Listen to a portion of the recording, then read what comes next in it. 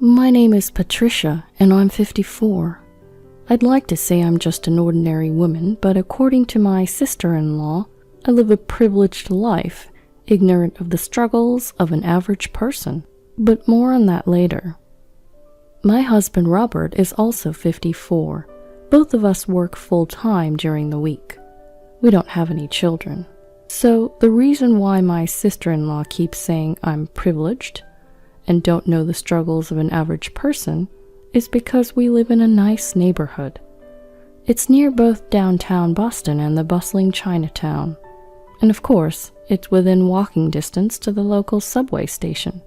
My grandfather built a house on his land which my parents inherited, and when they passed away, my husband and I gave up our apartment and moved in.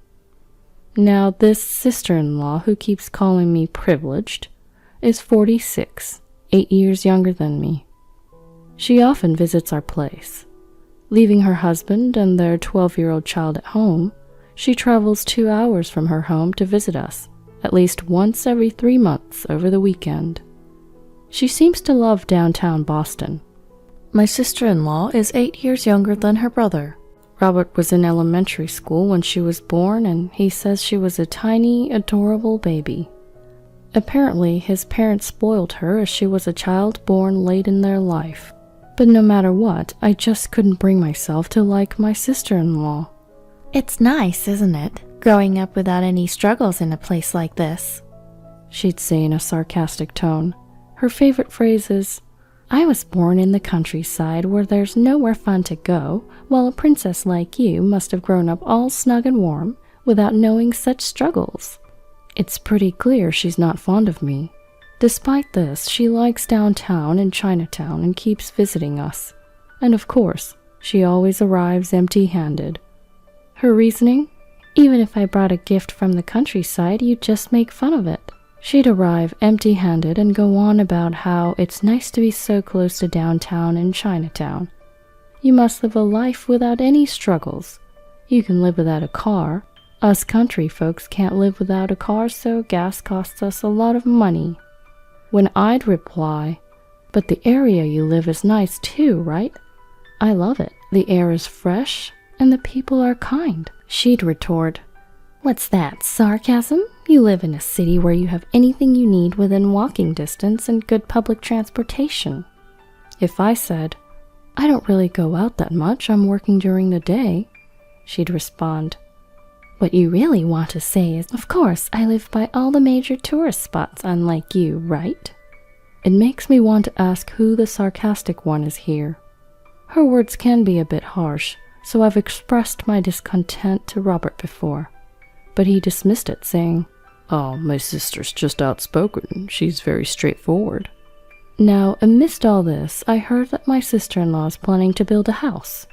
Then, during one of her visits, I asked, oh, where? To which she responded, obviously near my current place, Patricia. Unlike you, I had to buy the land. I wasn't born with any property to inherit like you, so there's no way I could afford such a nice area. Must be nice being rich. By this point, I was genuinely frustrated, so I asked, well, can you tell me how I should have phrased it so I wouldn't have come off as offensive? She just laughed and said, how about you stay quiet? Everything you say sounds offensive anyway. I was left with no choice but to stay silent. From then on, I was completely left out of the conversations. Ever since then, she visits, but doesn't say a word to me. But she still comes, and even more often than before. And that's because Robert allows it. I asked Robert, hey, isn't it strange that your sister comes over and ignores me? She uses our bathroom and eats our food, and she still ignores me. He just said, Patricia, I told you she's straightforward. You don't have to talk to her either. She leaves her husband and child at home when she visits us, so we wouldn't have to keep them company as well. It means you don't have to care for her either. But still, one day she went out to Chinatown, came back, used the bathroom and went to bed, all without saying a word. The next morning she ate the breakfast I had prepared, but didn't even thank me and left. Since when did our place turn into an inn? Am I a cook, a maid, and a hotel manager? I feel like we should be charging her for a season pass at this point. 3 months later, she visited us again. Today, she's planning to explore the town. But that evening, she spent a long time talking with Robert. She stayed the night and left the next day. But Robert was excited and showed me a bunch of pictures. Hey, look at this. It's the house my sister built. Oh, her house is all built now. You're going to love this. He showed me a picture of a pristine white building. Indeed, it looked newly built and was very pretty. Isn't this amazing? Robert enthusiastically showed me another picture. I tilted my head. At first glance, it looked like a garage, but from looking at the mop in the picture, I could tell it wasn't big enough to fit a car. Huh? Is that... That's right, isn't it amazing? Robert exclaimed proudly and then shouted out. It's a garage for a motorcycle and it's custom made. My Harley can fit in here. What? I was completely stunned. Yeah, like I said, I can fit my Harley here. I don't understand what you mean. This is your sister's house, isn't it? Well, I've been talking with her about swapping houses for a while. What? Caught off guard by this unexpected response and development, I was shocked. I dropped my plate that I was holding. She's been saying that she likes this house's location for a while now, and I was saying that I don't like how old this house is since it's been passed down from your family for generations. Then she says, Well, how about I build a new house here and we swap houses? So I had her build a special motorcycle garage there so I can park my Harley. Wait, huh? What? He never discussed any of this with me. I don't want to leave this house. It's not like I have any particular feelings about her house. Actually, I can't even process it all yet. Robert started to get irritated, perhaps because he didn't expect my objection. As far as I'm concerned, his reaction was unexpected. What are you hesitating for? My sister and I have been discussing this for a while. So what? I was never included in any of those discussions. You guys have been ignoring me this whole time. But think about it, it's a great deal. It even comes with a garage for my motorcycle. Wait, what about me? You like to watch suspense shows, right? There's a TV in their house too. Indeed, Robert loves motorcycles. He treasures his Harley-Davidson almost as much as his own life. As for me, I don't have much of a hobby, but if I had to pick, I like watching suspense shows like CSI or Columbo on Netflix. But my commute... Your bus and train ride is only going to be slightly longer, that's all. Slightly longer? It's going to be an extra 2 hours. Well, I can ride my Harley. A 2-hour commute might do you good. You've been gaining some weight recently too, so consider this as a great opportunity to lose weight. Lose weight? Even then a 2-hour commute is absurd. I can't do that every day. But his mind was already filled with dreams of the new house and its dedicated garage for his Harley. He was genuinely surprised and annoyed that I had somewhat of an attachment to our old house. Finally, he gave me an ultimatum. I'm giving our house to my sister and her husband. Theirs is a new house with a garage for my bike. What's there to refuse? If you don't agree, I'll divorce you, he declared. Wait, divorce? Did he just threaten me with divorce? I was taken aback. All right, just give me a night to think about it. I barely managed to utter those words. I crawled into our bed. Shocked, I just spaced out for about 2 hours. A new house with a garage for his bike. It seemed like it was built solely for Robert's benefit. I mean, his sister and her husband didn't even own a bike. That meant they had built the house with the intention of taking ours from the start. And the fact that Robert agreed without consulting me just added insult to injury. And to top it off, he told me he'd divorce me if I didn't agree. It was no different from a threat. I'm not going to forgive him for this. And so, for the next 8 hours until the break of dawn, I hustled with my phone. The following day, I told Robert that I agreed we would move out. I did ask for a couple conditions. 1, to give me 2 weeks to pack since I work on the weekdays, and 2, they can't move in until we've moved out, right? I asked. Well, yeah, I suppose so. Robert agreed. You got them to build a garage, right? So as a sign of gratitude, I want to make sure we leave this house in a pristine state. Let's have the house professionally cleaned and hand it over 2 weeks after we leave." Robert agreed to this as well. Satisfied, I called 2 places while Robert wasn't around. The next 2 weeks flew by. Robert was happily packing, singing some weird song about his Harley. I asked my sister-in-law over the phone, "How large are the rooms in your house?" to decide on our furniture arrangement. They would also call about our layout. As they're moving from an apartment, a notice of just 4 weeks for moving is quite short. They seem to be preparing for their move in a rush. Then on moving day, "Hello, we're from U-Haul Moving and Storage," said the movers upon arrival. Please come in this way," Robert directed the workers. However, shortly after, "Hello, we're from 2 Men in a Truck," said another group of movers. "What?"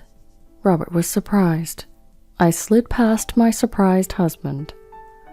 Please come in this way," and ushered the workers in. "Hold on, what's going on?" Robert shouted. "What's going on? I said we could move, so I'm moving to my new home. Okay, everyone, the boxes with the yellow tape are mine. Please take those this way. I'll need U-Haul to take the rest with them," I quickly instructed. And an hour later, "Well then, thanks for everything. I'll mail you the divorce papers later." "Hold on a second," Robert shouted in panic. I turned back slightly. "You were the one who wanted a divorce, remember?" Leaving Robert behind, I quickly left the scene and got in the taxi I had called for. But it was a very short ride. "Long day, huh?" A man who had been waiting approached me. It was my older brother, Dave. Dave had come to help me move. "Well, it's good that you found a place in 2 weeks. "It's a rental, but yeah." "Well, once everything settles down, you can start looking for an apartment or something. But man, what a disaster." "It's more than just a disaster. Anyway, I labeled all the necessary household items like the rice cooker with yellow tape, so I'll still be fine on my own. Dave helped me out. Even though the movers took care of the large items, I still needed help for the rest, so it was a huge help. And with Dave's help, I finished moving within the day. "Well then, call me in a couple weeks." My brother left. 2 weeks passed since the day of my move. My phone rang, just as expected. "Hello?" On the other end was my sister-in-law. What the hell is going on? I just listened to her quietly. "The house is gone." I stifled a laugh and looked down. Not being able to speak was killing me. It's an empty lot. Why aren't you saying anything? "You remember, you told me to keep my mouth shut." My sister-in-law screamed at the top of her lungs. I finally burst out laughing. It seems my sister-in-law and Robert are together. The phone was handed over to Robert. "Did you really have to go that far?" he yelled in a voice close to tears. "Look who's talking, you're the one who threatened me." I was literally in stitches. Besides, I told you that I wanted to make it clean, didn't I? Your idea of clean is way off. It's the ultimate state of clean, a fresh start. Robert was clenching his fists in frustration. "Anyway, come over now so we can talk." "There's nothing I need to talk to you about." "If you refuse, I won't sign the divorce papers." "You remember, the day I refused to leave the house, you threatened to divorce me. Look at how quick you've changed your mind." "Shut up." "All right, I'll go to your place, but I'm too scared to go alone, so I'll bring someone with me." And so I contacted my brother. "Is this my cue? Here I come." What a reliable brother he is. "Thank you all for gathering today." My sister-in-law's husband, who I hadn't seen since the wedding, began as if initiating another wedding ceremony. My sister-in-law's husband seemed timid. Me, Dave, my husband, his sister, and her husband all took seats around the table in my husband's new home. We couldn't have children present with us, so we had them in the room next to ours. However, the atmosphere in our room was tense. My sister-in-law had come here high-spirited, but was stunned when she saw an empty lot where the house was once built. But since they had already ended the lease of their apartment, they couldn't go back. In a rush, he had the movers bring all of his stuff into his sister's newly built house. As a result, there were 2 of everything, 2 cabinets, 2 tables, which made the space incredibly cramped. I was shocked to see everything in doubles. It was like a broadcasting accident you'd hear about on TV. Seriously, why would you take the place down? You took it too far. That's right, just because my sister is laid back and you're the sensitive type, doesn't mean you can do this to her. How low can you be? Robert and his sister were yelling their heads off. I laughed. I inherited that land and house. It was originally my grandfather's, so I can do whatever I want with it. What? My husband was taken aback, and my brother then chimed in. Basically, that land and house were inherited by Patricia, so they're her individual property and don't fall under marital assets. In other words, you, her husband, don't have the right to decide whether to give them to your sister or anything like that. Huh? What? My sister-in-law and husband were left speechless by the unexpected turn of events. Well, then you could have told us that first. Then it would have been all fine. Well, then you could have told us that first. Then it would have been all fine. Typical Robert and Patricia, always on the same wavelength. So I guess we're now shifting blames. We were silenced too, we protested. You threatened me with divorce and told me not to talk to your sister, so I couldn't say anything. Patricia was being threatened with divorce and you wouldn't even let us speak to your sister. What else could we have done? We tagged up his siblings and questioned them. So I decided to sell the property. The house was too big for me to live by myself anyway. The truth is, the next day after I was threatened with divorce, I made 2 phone calls. One was to Dave, and the other was to a demolition company. They said it would take 10 days to demolish the house. It takes my sister-in-law about 2 hours one way, 4 hours round trip to get here. If she was given short notice for the move, she would have been too busy packing to make the trip. The same goes for my husband, who moved to a newly built home near his sister's apartment, and thus our reprisal was set in motion. Their new home was nothing but an empty lot. Enough is enough. We've lost our home, you know. Not only that, but we had to move twice, because we temporarily moved into Robert's house when we found out our house was gone, which doubled our moving costs. Do I look like I care? You should be thankful you're not being sued for trespassing on my property. You couldn't move in because it was razed to the ground, so you dodged a bullet. Ha ha ha ha ha ha. I couldn't help but laugh. Then I said to my husband, "Do you really think a woman who nags about every little expense is laid back? You're really funny." Dave chimed in. Being dismissive of others doesn't make you laid back, it only makes you shallow.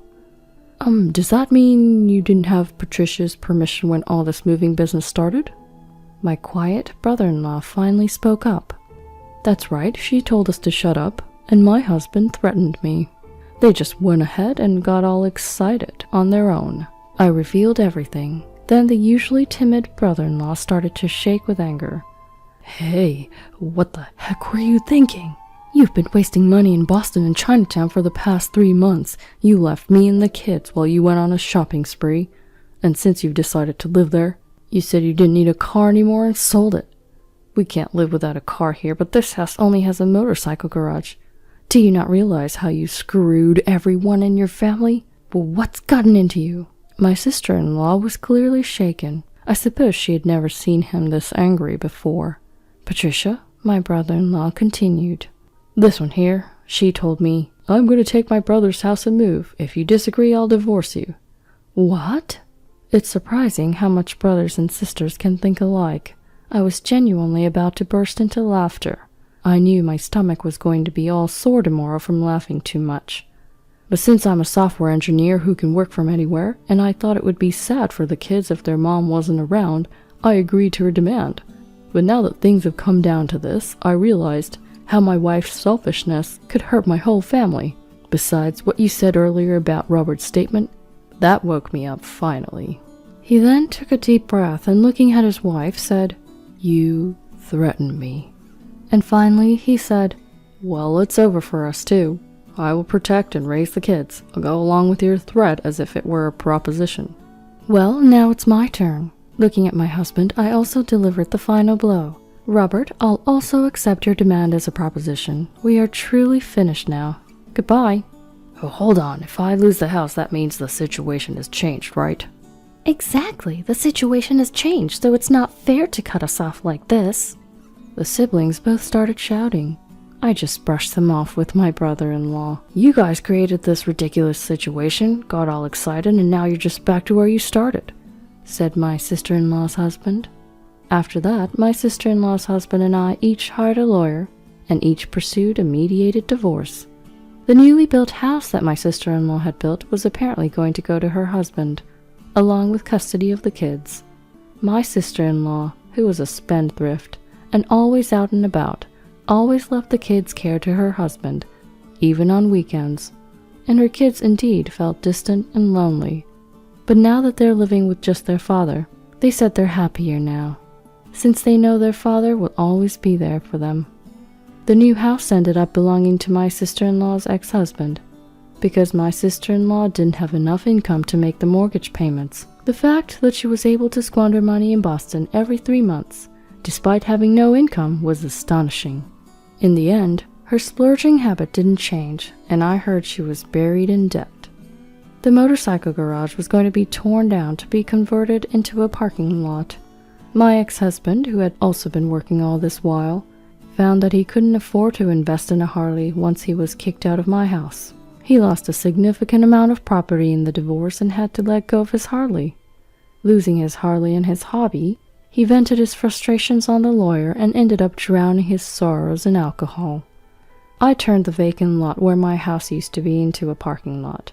It's close to Boston and Chinatown, so I was able to charge a high price for parking, and that became a steady income.